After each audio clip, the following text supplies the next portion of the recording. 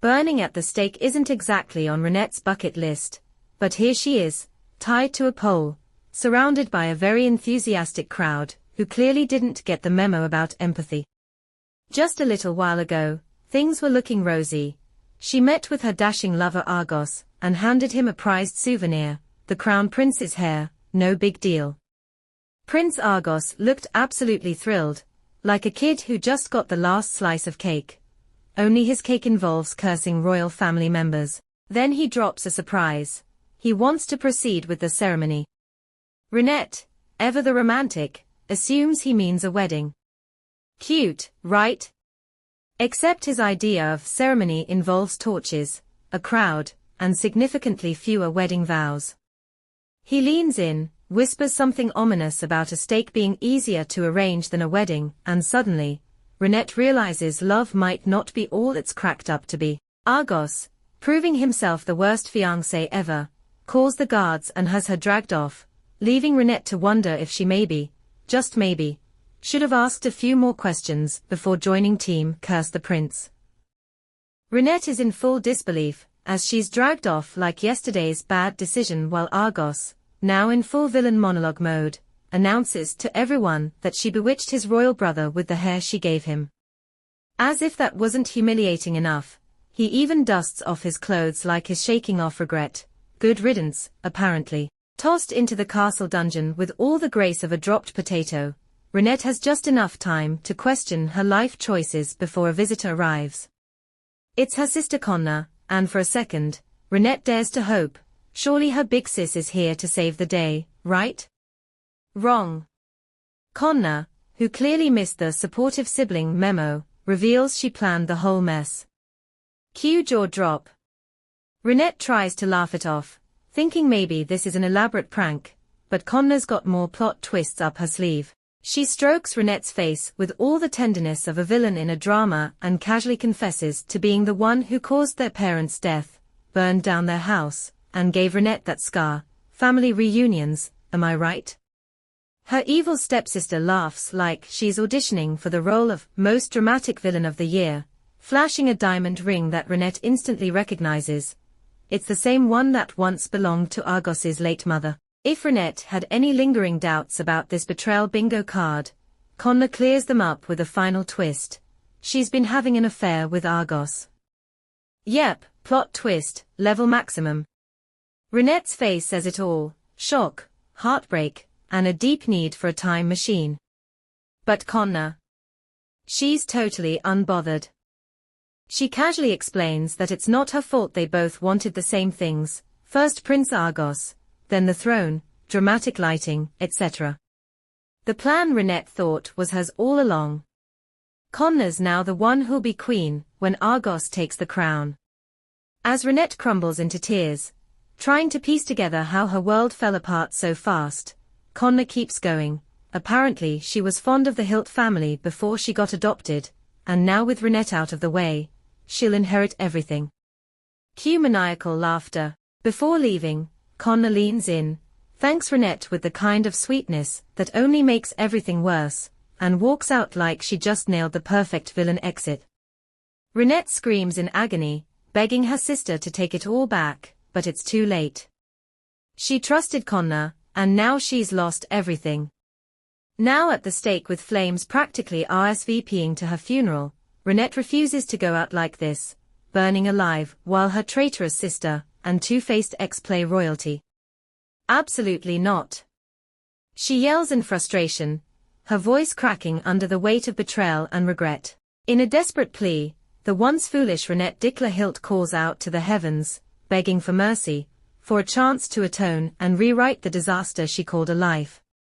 As the fire consumes her, something strange happens, no angel choirs or dramatic fade-outs, just a sudden flash and a familiar voice. She opens her eyes to find her mother sitting right beside her, as alive and calm as if none of that flaming chaos ever happened. With tears spilling down her cheeks, Ruri throws herself into her mother's arms, overwhelmed. Her mom, understandably confused, asks if the little mistress had a bad dream. Looking around, Rinette sees it. The house is whole, untouched by fire, and her body feels smaller, like she's been time-traveled via emotional breakdown. Her mother urges her to get ready to greet her father, and as Rinette processes it all, she begins to wonder if her tragic, twisted life was just one long, very dark nightmare, because right now, everything feels a little too dreamlike to be real. Riri and her mother welcome her father home with cheerful smiles, and the little girl races over, only to skid to a stop when she sees her. That face, that memory trigger, no one else but Kanna. Her father, ever the gentleman, casually introduces the small, solemn girl as someone rescued from a recent tragedy, a mining accident that took her parents. Before anyone can say much else, he orders a proper cleanup for the child first, because apparently, dirt before dialogue. Riri's brain starts piecing it all together like a plot-savvy detective. This moment had happened before. 10 years ago, a cave-in at her father's mine led to this exact meeting with Kanna. As the Hilt parents discuss what to do with their unexpected guest, her father floats the idea of getting Riri an older sister, completely unaware he's handing her a future villain with sibling issues. Memories of her past life hit Riri like a freight train. She remembers the betrayal, the fire, the tears, and the realization dawns that life wasn't just a horrible dream. Maybe the heavens really did clock in and answer her final plea. Now back in her younger body, surrounded by living parents and second chances, Rinette knows one thing for sure: this time, she's rewriting the story, and she's not letting history repeat itself. A sly smile creeps up Riri's face as she turns to her parents and innocently asks if her father, by any chance, brought her a personal maid as a gift, just something light. Her father, forever wrapped around her tiny finger, chuckles and says making Kanna her personal maid isn't a bad idea for his sweet little angel. But Riri shuts that down fast, sweetly reminding him that she already has Riley, and one maid is plenty. Deep down, though, she's plotting like a tiny mastermind. If this really is the past, there's no way she's letting Kanna wiggle her way into the Hilt family again. She casually suggests sending the girl to the tanner instead, mentioning she heard he's short-staffed. Her father nods in agreement, impressed with his daughter's thoughtful suggestion. Riri thanks him with all the charm of a child who's absolutely planning someone's social exile. As the family chats, Kanna looks soaked, stunned, and absolutely furious, like a cat that just lost its last life and is considering vengeance.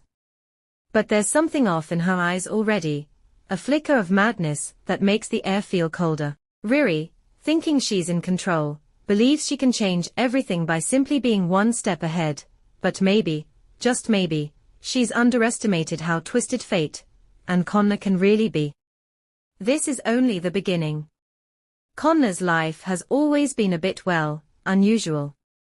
With ivory hair that screams royalty, and a face that definitely didn't match the soot-covered world she grew up in, she stood out like a pearl in a coal mine, literally. While her parents were busy arguing over who left the lantern on her again, Kanna would sit quietly in the corner, wondering if she was accidentally switched at birth with a duke's daughter. She's convinced her daily suffering, frostbite, exhaustion, and the tragic lack of central heating is part of some divine test, and she endures it all with the patience of a saint, or someone too cold to move. One day, while dragging herself home from yet another long shift, she spots a group of nobles giggling in fancy outfits, and it hits her: this can't be it. She's not meant for this life of endless grime and zero skincare. Then comes the shocker: news of a massive mine accident sweeps the neighborhood.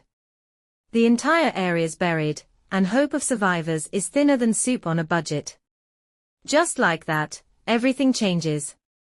While others are sobbing their eyes out over the mine disaster, Kanna, ever the plot twist, feels like she's just been handed a golden ticket from above. To her, this isn't tragedy, it's divine relocation. She heads straight to the mines where the mood is grim and the murmurs are louder than a pot of boiling gossip, but Kanna's got her eyes on the prize. Lord Hyperion Hilt, the barony's very own tall, dark, and intimidating noble. Without hesitation, she drops to her knees and starts wiping his shoes with the hem of her already doomed dress. Weird? Yes. Effective? Also yes. A nearby man starts yelling, clearly scandalized, but Kanna turns on her innocent face like she just wanted to do a public service and dust off the master's boots. While the guy keeps ranting, Lord Hyperion pauses to really look at her. She's dirt-smudged, oddly calm, and giving off misplaced princess energy. She introduces herself, casually drops the bomb that her parents were lost in the accident, and claims she has nowhere to go. The Baron offers to take her in, and though she gives a humble little "oh no, I couldn't possibly," the fake tears are flowing and her inner monologue is basically, "I'm in, baby." After everything she's been through, Kanna is convinced Lord Hyperion is heaven sent, so much of an upgrade ranging from suffering to silk, courtesy of divine matchmaking.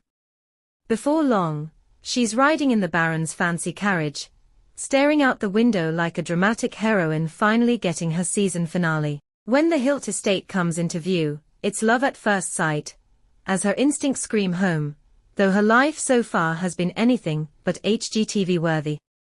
But this isn't a fairy tale, and the second she steps inside, reality smacks her with a well-manicured hand.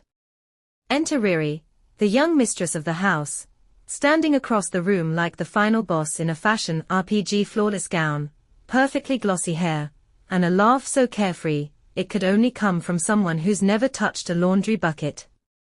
To Kanna, this girl is everything she's ever wanted to be and exactly what stands in her way. With a steely inner monologue and the tiniest fake smile, Kanna decides the young mistress Rinette isn't just another rich girl.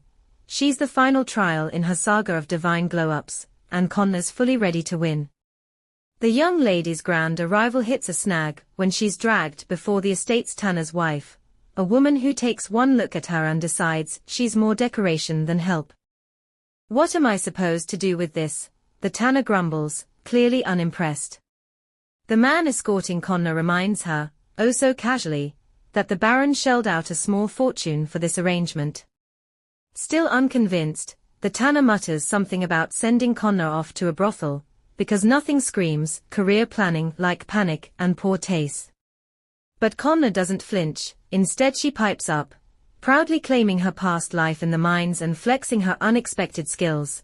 She's literate, she learns fast, and she eats like a bird with a full schedule. The tanner scoffs, books don't tan hides, but the young lady quickly lays out all the ways she can be useful, from organizing things to lightening workloads. After a long pause and a reluctant grunt, the tanner agrees to give her a chance. Internally, Kanna's scheming her way back to the Hilt estate, but for now, she'll make do.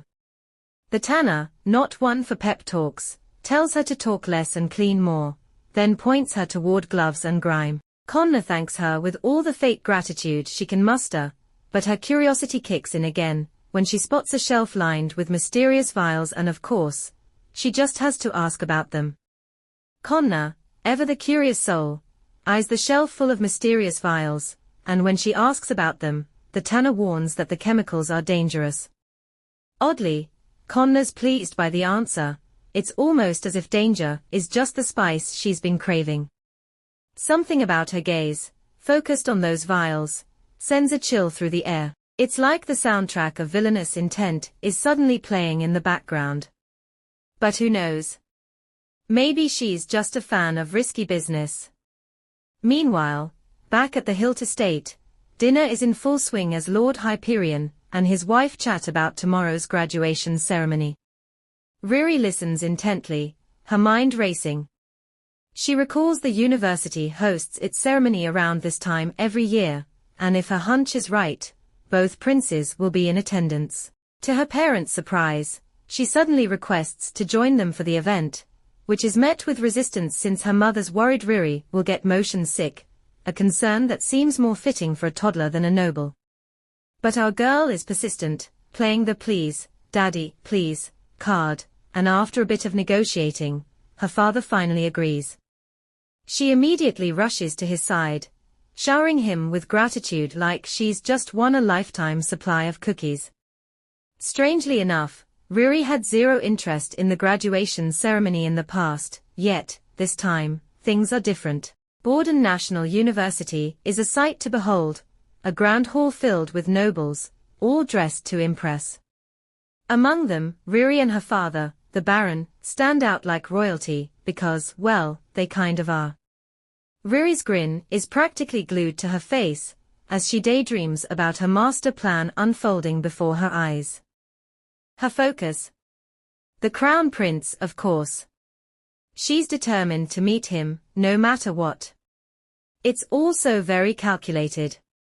The tension in the air is palpable, and you can practically feel the drama building. Oh, how will things unfold with the princes?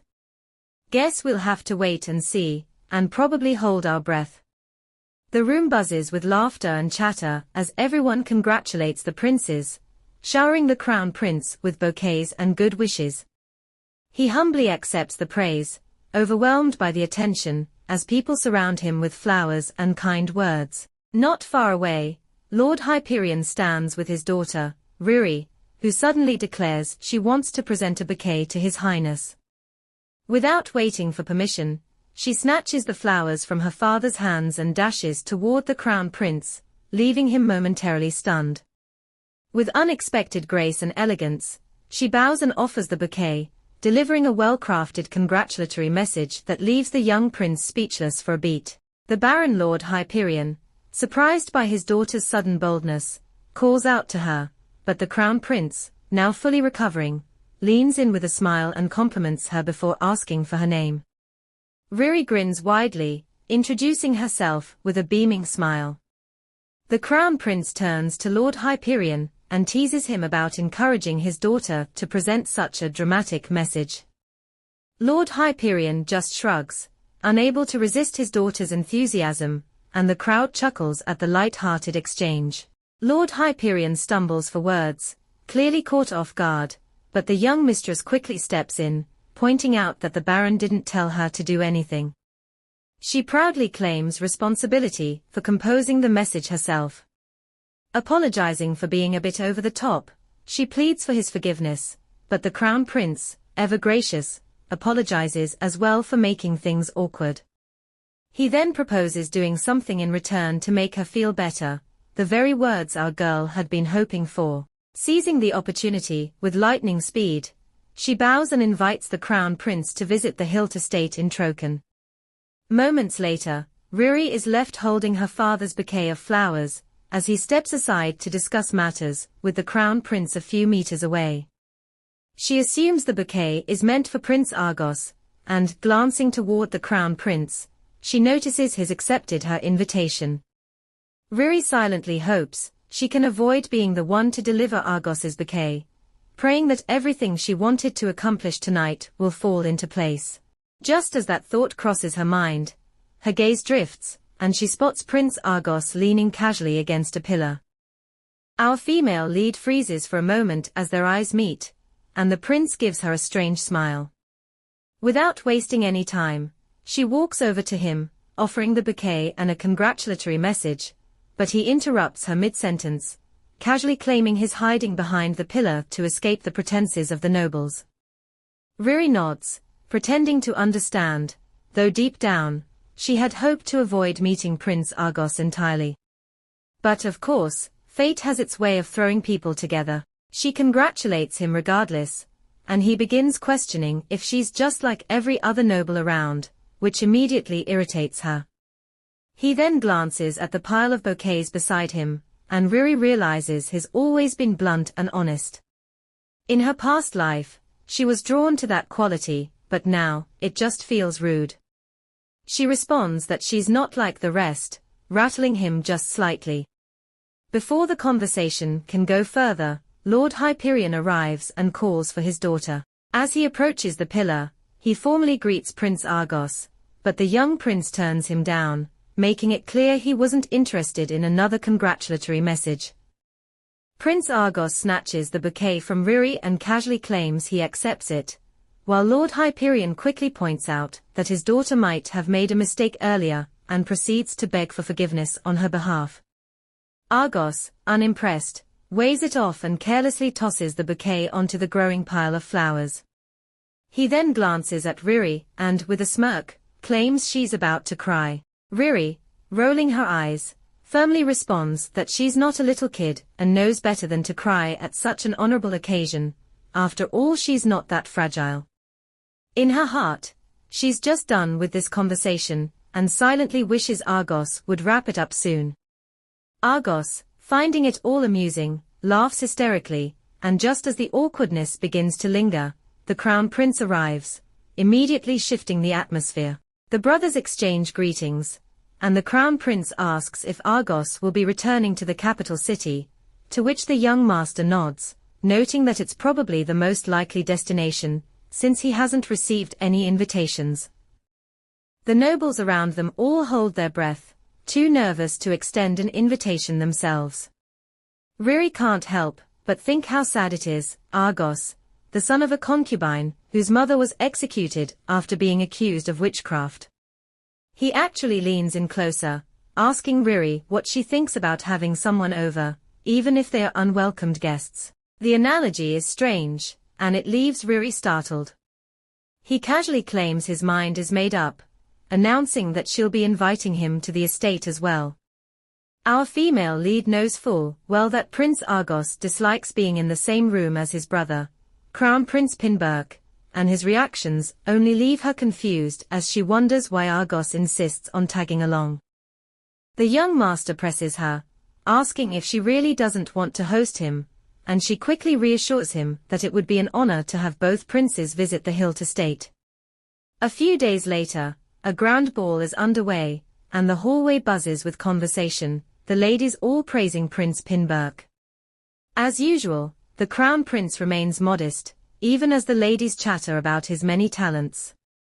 The Baron, alongside his wife, chimes in on the discussion as well. Amidst all the noise, Argos sits by himself, grinning as he watches what feels like a live performance, his eyes scanning the room, curious to know where the young mistress is. Riley rushes down the stairs, urgently informing Riri's mother of the situation. Apparently, the young mistress has been struggling. She took some motion sickness medicine and fell asleep, but hasn't woken up since the afternoon. The news has Riley seriously shaken. Lord Hyperion quickly approaches his daughter's personal maid, demanding to know if a doctor or hospital has been contacted yet. Word spreads quickly, and the Crown Prince, now aware of the situation, insists on knowing where Riri is immediately. He's led straight to her bedroom. Argos stays behind, leisurely sipping his glass of wine, watching everything unfold like a master puppeteer pulling the strings. When they all gather in our girl's bedchamber, Crown Prince Pinberk notices her labored breathing and high fever. He asks for details to clarify the situation, wondering if she took the same motion sickness medicine she usually uses. Riley confirms it was a different one this time. The maid explains that the medicine was made by the tanner's wife, and that she had been assured it was highly effective. The room falls silent, and anyone with a clue can feel the ominous tension.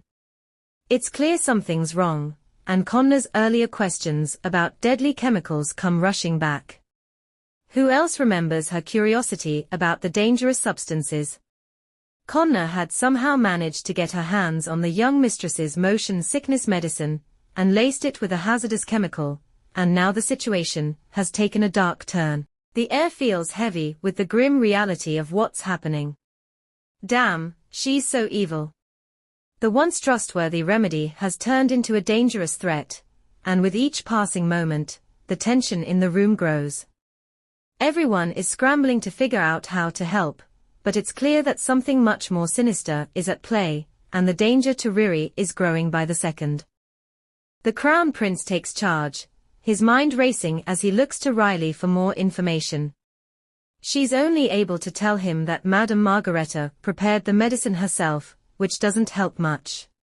Prince Pinberk, with a serious expression, leans in to examine Riri more closely. After a moment, he declares that she's likely been poisoned. Her father is stunned, but the young master remains calm, quickly requesting hot towels, linen, and some lavender or ginger powder. The young master emphasizes the urgency of the situation, clearly knowing what he's doing. As time passes, the prince stands there, his eyes fixed on the unconscious young lady, wondering how the sweet, charming girl he'd met at the ceremony had ended up like this.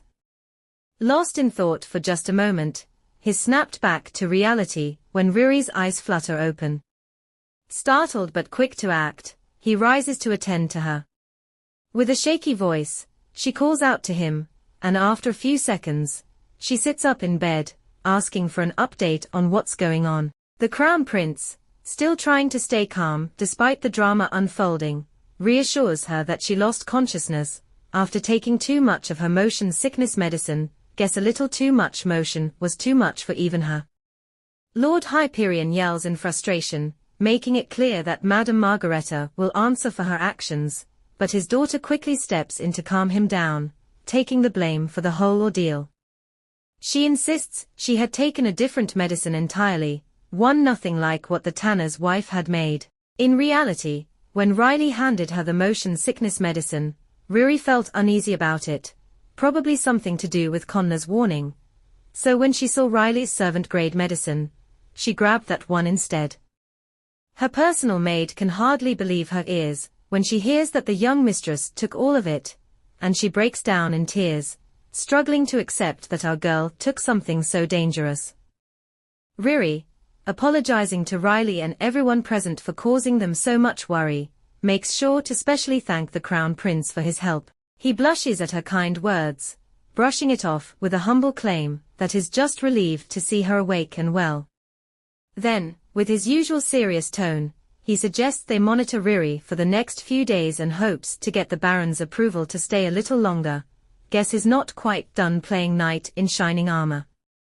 Our female lead insists there's no need for all the fuss, claiming she doesn't want to trouble His Highness, but the Crown Prince refuses to leave her side until she's fully recovered.